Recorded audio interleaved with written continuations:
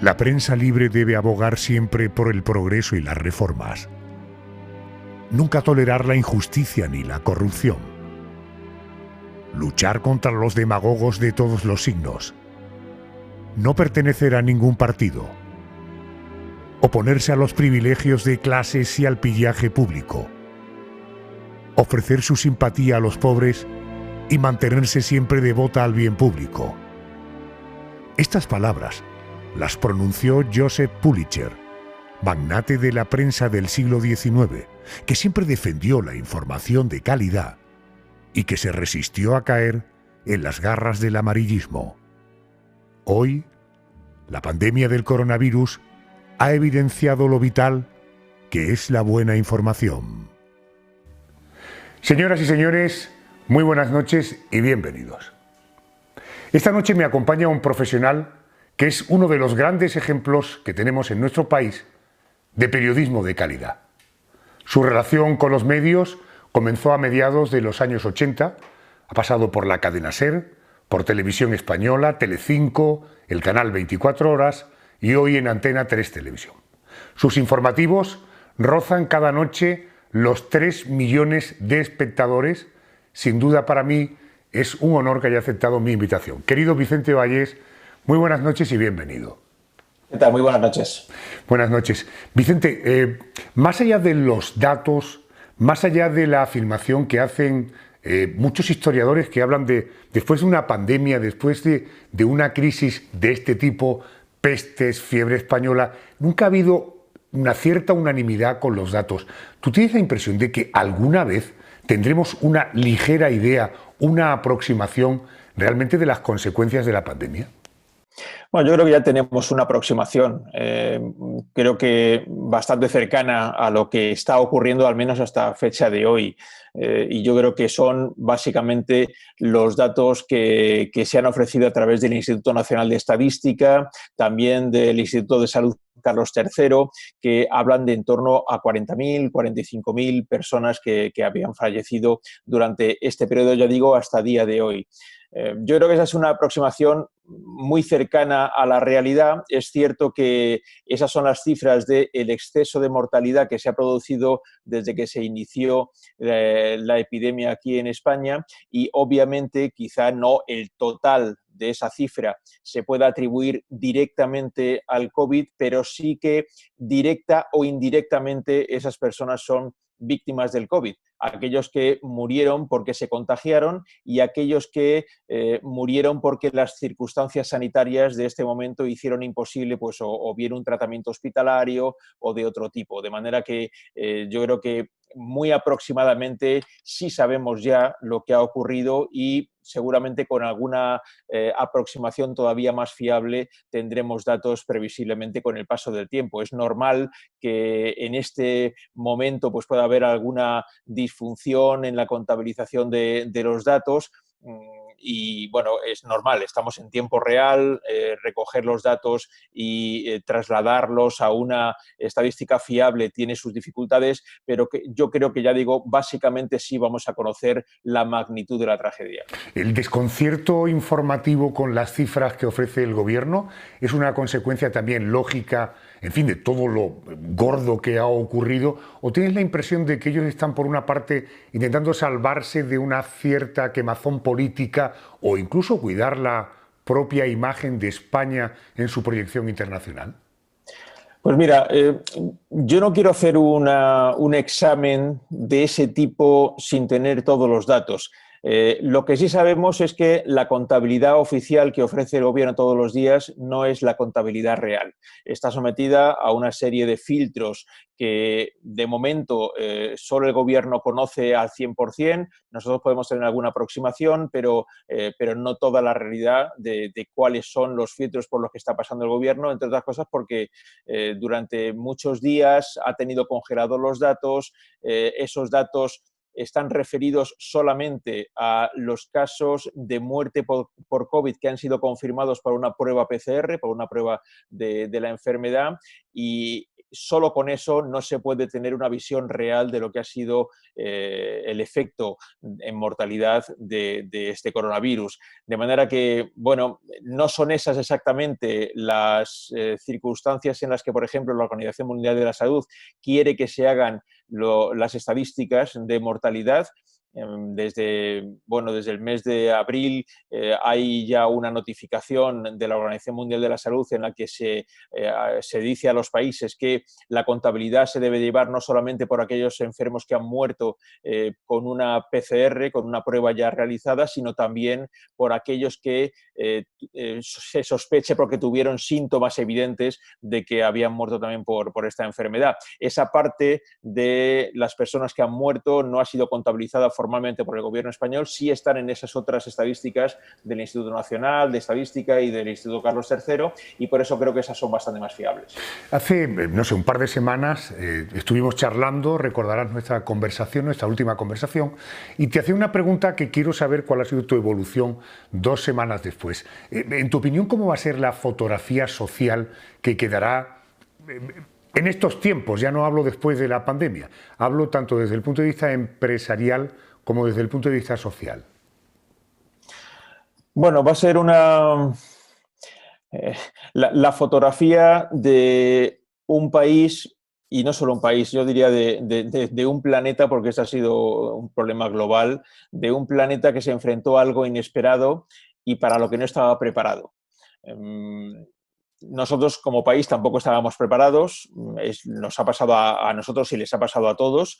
Es verdad que sin estar preparados ha habido países que han sabido reaccionar de una manera más adecuada a lo que ocurría que como hemos reaccionado nosotros.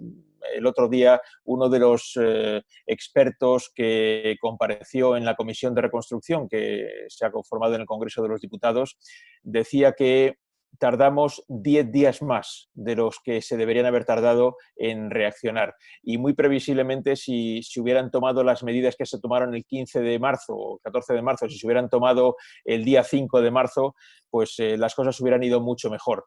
Creo que, bueno, hemos reaccionado tarde, se puede entender que hayamos reaccionado tarde, no somos los únicos que hemos reaccionado tarde, ha habido otros países que también reaccionaron tarde y es comprensible, es decir, que hay que entender que esta es una situación sin precedentes, al menos sin precedentes en 100 años y lógicamente no nos podemos comparar con cómo se hacían las cosas hace 100 años. Ahora se tenía que hacer de otra manera, pero era difícil reaccionar con la prontitud que hubiera sido necesario. Creo que la fotografía que quedará es la de un planeta y en nuestro caso de un país que se mira a sí mismo y dice, vale, hemos hecho cosas muy mal y si esto vuelve a ocurrir no podremos repetir esas cosas que hicimos mal. Tenemos que estar preparados para que algo así vuelva a ocurrir porque podría volver a ocurrir, puede ser una epidemia, puede ser otra catástrofe de otro tipo y tenemos que tener las estructuras no solamente estatales, autonómicas y municipales necesarias, sino también, si me apuras más, las estructuras mentales de toda la sociedad preparadas para reaccionar como una sola persona ante una agresión de este tipo. En este caso ha sido una agresión sanitaria a la que nos ha costado mucho reaccionar, pero podría ser de otro tipo también. Entiendo por lo que me cuentas, y estamos básicamente de acuerdo, hemos estado ante una situación inédita. Y ante una situación inédita, no digo que se haya improvisado, pero no había un protocolo, no había un procedimiento del cómo actuar. Por tanto, desde ese punto de vista, cobertura de disculpas al gobierno. ¿Hay algún asunto que tú creas que no tiene ninguna amparo, ninguna justificación de que no se hubiera actuado de otra manera? Por ejemplo, el asunto de las residencias de ancianos. Por este programa, los días que vendrán, he tenido oportunidad de hablar con doctores muy prestigiosos que me ponían en el siguiente caso. Si mi papá, anciano, hubiera vivido en mi casa, hubiera tenido la opción de ir al hospital. Si mi papá hubiera estado en una residencia, no habría tenido oportunidad de ir a un hospital. Esto no tiene ningún sentido. ¿Qué es lo que ha fallado ahí? Bueno, han fallado muchas cosas. Yo creo que en un caso como ese, del que me hablas, es posible que si esa persona hubiera tenido a su padre anciano en casa, lo hubiera podido llevar al hospital. Lo que no es seguro es que ni en el mes de marzo, desde luego no en la segunda quincena de marzo, ni en el mes de abril, hubieran aceptado que ese anciano se hubiera quedado ingresado en el hospital. Esta es la cuestión, porque el problema no es solamente que las residencias hubieran podido recibir en algún momento alguna instrucción para no derivar a los hospitales a ancianos que tuvieran determinadas circunstancias en ese momento, sino que previsiblemente en algunos hospitales, en algunas zonas de España, no hubieran podido atender a ese anciano, o bien se hubieran enfrentado, como algunos médicos previsiblemente se han tenido que enfrentar durante los peores momentos de la epidemia, a la decisión de: tengo una sola cama UCI, tengo un enfermo de 40 años y tengo un enfermo de 85 años. ¿A quién le entrego la cama? Entonces, esta es una terrible situación, terrible. Yo no quiero ponerme en la piel de aquellos médicos o aquellos responsables sanitarios que hayan tenido que tomar alguna decisión de ese tipo. Es obvio que no estábamos preparados para algo así, es obvio que se nos han quedado pequeños los hospitales, que no había camas de UCI suficientes, que no había respiradores suficientes, que no había mascarillas, que no había casi de nada para asumir un exceso de enfermos graves como el que se ha producido. Estábamos preparados para una situación más o menos de normalidad, quizá con un poquito de exceso, pero no con tanto exceso. Esto hay que repensarlo. Obviamente no teníamos, y no teníamos nosotros, ni tenían en toda Europa, una reserva estratégica de material sanitario.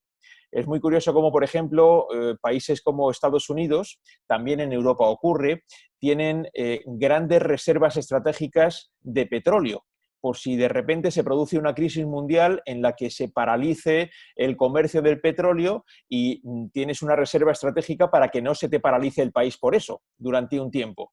Pero no teníamos una reserva estratégica de mascarillas, de materiales de EPIs, no teníamos de respiradores. Esto es algo que quizá a nadie se le había ocurrido. Y ahora tenemos la experiencia de que necesitamos algo así. A partir de ahora habrá que tener una reserva estratégica de materiales de primera necesidad de este tipo, materiales sanitarios, que no teníamos hasta ahora. Y tenemos que pensar en cómo montar, como se hizo, por ejemplo, en Madrid, un hospital de IFEMA, pero no en 4 o 5 o 2 semanas, o en una semana, sino tenerlo en 24 horas, de manera que sepamos que si de repente ha empezado algo que pudiera acabar derivando en una epidemia de gran magnitud, el hospital se pueda montar desde la nada en muy poquito tiempo. Todo esto lo hemos tenido que aprender sobre la marcha, y yo por eso sí que creo que hay que ser generosos a la hora de hablar de aquellas personas que han tenido que tomar decisiones muy difíciles en circunstancias extraordinariamente complejas e inesperadas. Ahora bien, yo sí creo que al menos en España, quizá también en otros países, pero al menos en España, ha habido una parte de las decisiones no hablo solamente del gobierno central, hablo de gobiernos en general, que en alguna ocasión se han tomado por motivos políticos. Y yo creo que esa parte es la que habrá que reflexionar, porque hay quien en algunos momentos ha pensado no solamente en lo que estaba ocurriendo, sino también en su posición política. Nos encontramos ante un problema global, aunque no ha habido una respuesta global. El papel de la Unión Europea, el papel de Naciones Unidas, ¿tú tienes la impresión de que ha quedado bastante desdibujado hasta el punto de que han podido quedar ya sentenciadas, en el papel que han jugado durante la pandemia, que ha sido ninguno prácticamente? Naciones Unidas no ha existido, y no creo que haya otra circunstancia que se pueda producir en el mundo que requiera más de un organismo como Naciones Unidas. Y yo no sé dónde está Naciones Unidas en esta pandemia, lo ignoro. Se ha dejado trabajar a la Organización Mundial de la Salud, que lógicamente está directamente involucrada en esto, pero más allá de eso, Naciones Unidas, la organización mundial que se supone que tiene que velar por la paz en el mundo y porque todos colaboremos de una manera global, en esta pandemia ignoro cuál ha sido su papel. En el caso de la Unión Europea, creo que sí ha actuado, pero ha actuado tardísimo, tardísimo. Es tremendo imaginar cómo en los momentos más duros, por ejemplo en Italia, cuando Italia iba muy por delante de los demás países europeos en número de enfermos y de víctimas, de repente lo que llegó a Italia fueron aviones de China y de Rusia, pero no llegó ningún avión procedente de Bruselas con ayuda. Es incomprensible. absolutamente incomprensible. Y bueno, la Unión Europea ha demostrado que siendo algo fundamental para las vidas de los europeos, sigue siendo una organización a la que le cuesta a veces, primero, arrancar y segundo, trabajar como una unidad, no como una suma de unidades. Es más bien una suma de unidades que una unidad. Y esto hace que, bueno, de vez en cuando pasen cosas como estas. Es verdad que luego ha reaccionado y, bueno, se han planteado las posibilidades de hacer ayudas económicas a países que lo han pasado peor, etcétera, etcétera, siempre con muchas discusiones, que por otro lado son normales, eso no me extraña y además debe ser así. No se debe regalarle el dinero porque sí, pero en lo que se refiere a la ayuda médica inicial en el arranque de la pandemia, también fue un organismo absolutamente inútil. Déjame dos para terminar. En tu opinión, además, que eres un periodista que has trabajado duro en el asunto de Estados Unidos, en la historia de Estados Unidos, en los fenómenos políticos y presidenciales de Estados Unidos, ¿cómo cambiaría el mundo si la vacuna viniera de China y no de Estados Unidos? Bueno, desde luego sería, desde el punto de vista político, una enorme victoria china. Y es posible que eso ocurra, teniendo en cuenta que China fue el primer país que sufrió los efectos de esta epidemia, de esta pandemia, y previsiblemente también debió ser el primer país que se puso a trabajar en una vacuna. Bueno,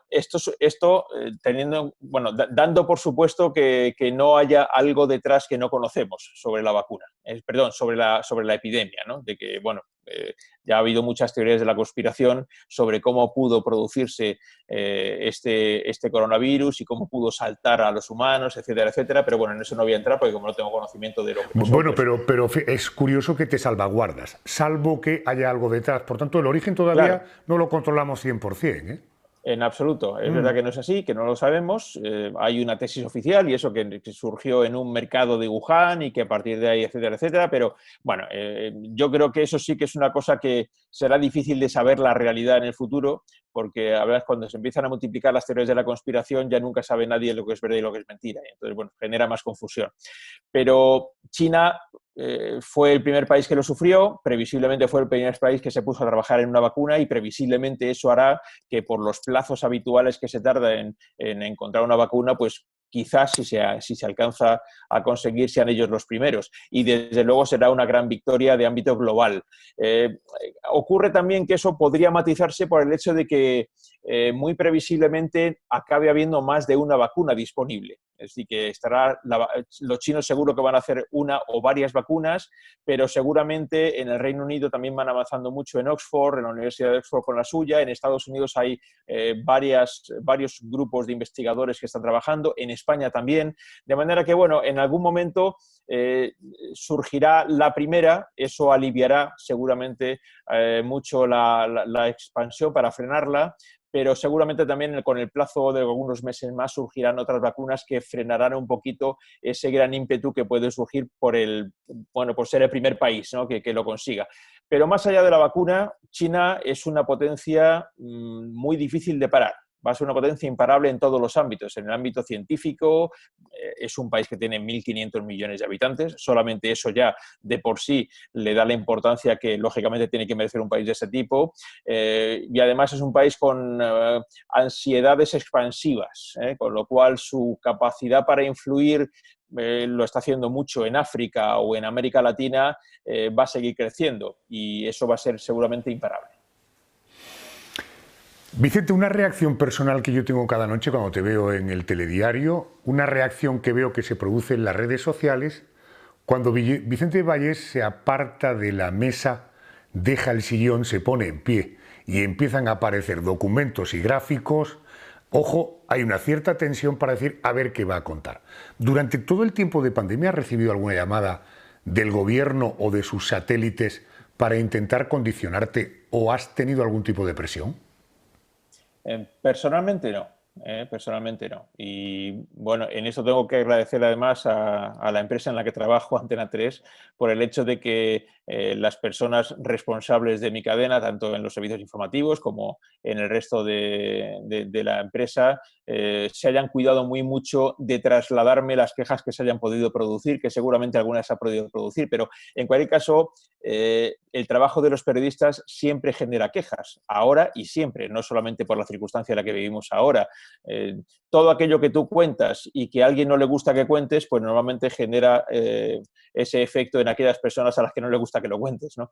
Entonces, bueno, antes tú leías algo de lo que decía Pulitzer en no sé qué momento, y es muy interesante, y es que ciertamente el trabajo del periodista normalmente, si se hace como se debe hacer, es el trabajo del control a quienes ejercen el poder. Y ese siempre es un trabajo incómodo para quien ejerce el poder, inevitablemente, y también para quienes tenemos que hacer este trabajo, el trabajo de contar las cosas, porque sabes siempre que algo de lo que cuentes a alguien no le va a gustar. Pero si vas a dejarte llevar por no molestar a nadie, entonces mejor dedícate a otro trabajo.